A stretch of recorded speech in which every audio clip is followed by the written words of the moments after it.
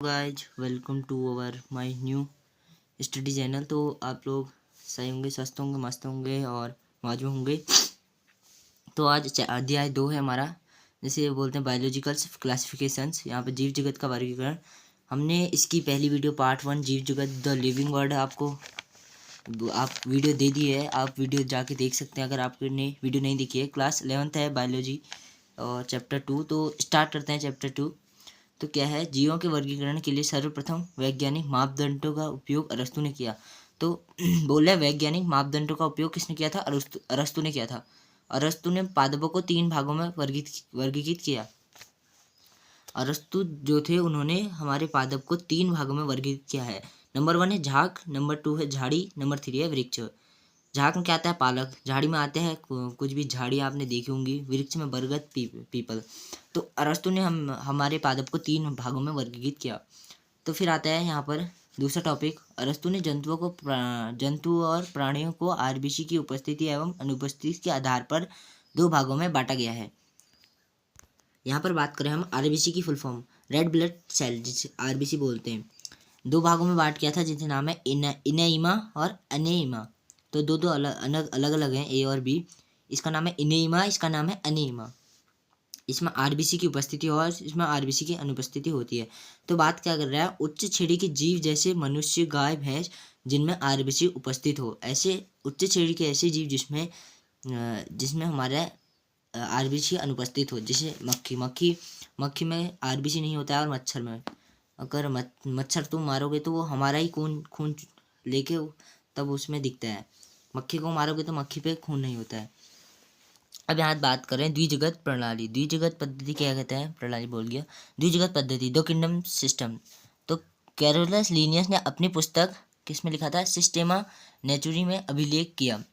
क्या अभिलेख किया? द्विजगत पद्धति के अनुसार जीवों को 2 जगत में वर्गीकृत किया है। तो 2 जगत में क्या वर्गीकृत किया है? द्विजगत पद्धति। यहाँ पर पहला आता है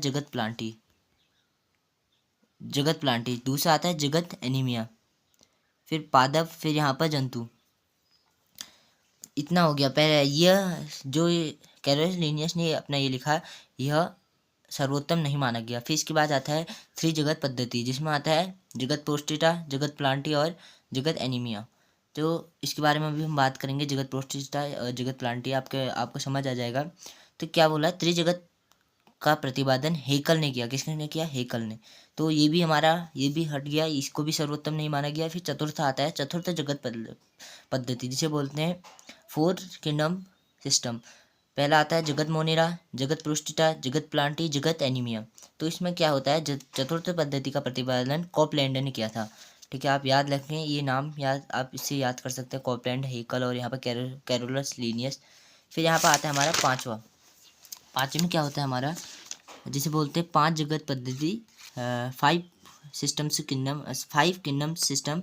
इसका प्रतिपादन HR विटकेहर ने किया। ठीक है, ये याद रखने इंपॉर्टेंट है। RH विक्टेयर, R अलग है और H अलग है। ठीक है, ये RH विक्टेयर ने किया 1969 में। ठीक है, मैं किया था। प्रचलित और सर्वमान्य जीवों को वर्गीकरण है। यह मतलब जो ये 5 जगत है इसको सर्वोत्तम माना गया। 5 जगत पद्धति। आप जगत मोनेरा, जगत प्रोटिस्टा, इसमें जगत मोनेरा आया, जगत प्रोस्टिटा आया, फंजाई आई, जगत प्लांटी आई और जगत इसमें आया जगत एनीमिया आया। इसकी जगत मोनेरा में आया प्रोकैरियोटिक जीव। अब इसके बारे में आपको प्रोकैरियोटिक और यूकैरियोटिक जीव के, अगर यूकैरियोटिक कोशिका के बारे में भी आपको मैं बताऊंगा। प्रोकैरियोटिक जीव और यहाँ पे आया एक कोशिकीय यूकैरियोटिक। फंजाई में आया हमारा मृत कोशिकावक, जगत प्लांट में आया पादप और जंतु एनीमिया में आया, मतलब जगत एनीमिया में आया जंतु। तो 5 भी क्या, 5 को सर्वोत्तम माना गया। फिर एक और आया छठा भी, 6 जगत पद्धति भी आई हमारी। इसमें मतलब इसका हुआ नहीं, बट सर्वोत्तम हमारा 5 जगत पद्धति को ही दिया। फिर इसमें छठा आया कालवज ने 1977 दिया था। इसके अधिक सर्वमान नहीं, सिर्फ इसने मोनेरा को 2 भागों में बांट दिया था। ठीक है, जगत मोनेरा को 2 भागों में बांटा था। तो अब बात करें जगत मोनेरा क्या है? जगत मोनेरा इस जगत के अंतर्गत सभी प्रोकैरियोटिक एक कोशिकीय जीव में रखा गया सभी जीवाणु बैक्टीरिया इस जगत में आते हैं। ठीक है, जगत मोनेरा कहते हैं। अब यहाँ पर हमने बात कर ली थी हर जगह प्रोकैरियोटिक और यूकैरियोटिक आता है। तो प्रोकैरियोटिक क्या होता है?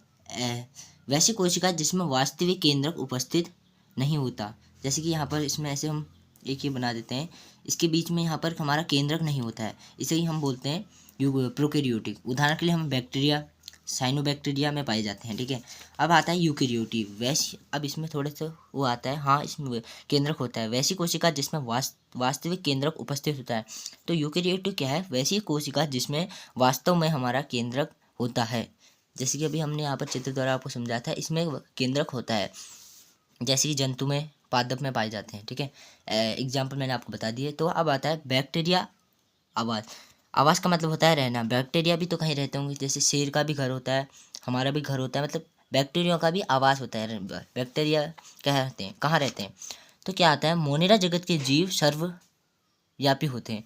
मोनेरा जगत मतलब सभी जगह रहने वाले होते हैं, अर्थात इस जगत के जीव अत्यंत विपरीत परिस्थितियों में भी पाए जाते हैं।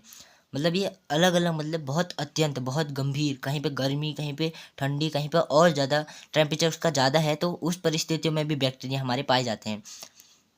जैसे एग्जाम्पल के लिए आप बात करें, गर्म झरने पे, मरुस्थलीयों पे, बर्फ़ पे और ऐसे इत्यादि जगहों पे हमारे बैक्टीरिया पाए जाते हैं। तो अब आता है आकार, इनका साइज, इनका आकार या साइज कितना होता है? सबसे छोटा मोनेरा जगत का जीव माइक्रोप्लामा है। सबसे छोटा मोनेरा जगत का जीव माइक्रोप्लामा है, जिसकी साइज है 0.3 माइक्रोमीटर, ठीक है। और यहाँ पर इसका बैक्टीरिया का वैसे वो होता है आकार 3 से 5 माइक्रोमीटर, ठीक है। तो आप यहाँ पर बात करें जगत मोनेरा में आता है हमारा ये आदि जीवाणु, यहाँ पे यूबैक्टीरिया, साइनोबैक्टीरिया, माइक्रोप्लाज्मा यहाँ पर आ जाता है। इसमें इसको हम आगे जीवाणु को यहाँ पे आर्कोबैक्टीरिया भी बोलते हैं, यहाँ पर वास्तविक जीवाणु, और नील हरित शैवाल भी बोलते हैं साइनोबैक्टीरिया को, ठीक है। तो इसके बारे में थोड़ा आप डीपली देख लेना, एक अलग से वीडियो आ जाएगी। और पहले चैप्टर की अगर आपने अभी तक नहीं देखी है, तो जब आपने पहला चैप्टर नहीं देखा तो आपको दूसरा चैप्टर भी समझ नहीं आएगा। तो अब बात करें यहाँ पर हमारा, मैं इस वीडियो को आपको पार्ट लेक्चर्स के तीन आपको पार्ट इसके दे दूंगा। यहाँ पर क्या आता है, एंटोनी वॉन लुवियनहोफ। तो क्या आता है, एंटोनी वॉन लुवियनहोफ ने किसकी खोज की थी? जीवित कोशिकाओं की खोज की थी। किसने? एंटोनी वॉन। थोड़ा मैंने बता दिया है, थोड़ा नाम वो अलग टाइप के हैं, मतलब समझ थोड़ा हल्का हल्का आ जाएंगे, बट अलग नाम के नेम के वो हैं। एंटोनी वॉन लुवियनहोफ जीवित कोशिका की खोज की थी। यहाँ पर एहरेन वर्ग ने हमारे बैक्टीरिया शब्द का प्रयोग किया था। पहली बार एहरेन वर्ग ने हमारे बैक्टीरिया शब्द का प्रयोग किया। रॉबर्ट हुक, जिसने कोशिका के पिता भी कहा जाता है, इनने मृत कोशिका की खोज की थी हमारे 1665 में। हमारी रॉबर्ट हुक ने मृत कोशिका की खोज की थी। अब थोड़ी इसमें से क्वेश्चन बन जाते हैं। कैप्सूल में होता है, किसकी बनी होती है? कैप्सूल किसकी बनी होती है? बहुशर्करा की बनी होती है, ठीक है। यहाँ पे कोशिका भित्ति, इसमें होता है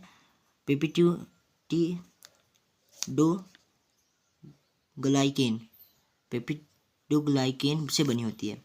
कोशिका झिल्ली में हमारा क्या होता है? इस दो चीज़ों से मिलकर बनी होती है, लिपिड और प्रोटीन से, ठीक है। आशा करता हूँ मैं आपको इतना समझ आ गया होगा। पार्ट 1 में इतना ही। पार्ट 2 में आपको मैं पार्ट 2 इसके अगली वीडियो में आपको लेकर आऊँगा। तब तक के लिए मेरी वीडियो को एंड करते हैं, मिलते हैं दूसरी वीडियो में पार्ट 2 में। तब तक के लिए बाय बाय, जय हिंद, जय भारत।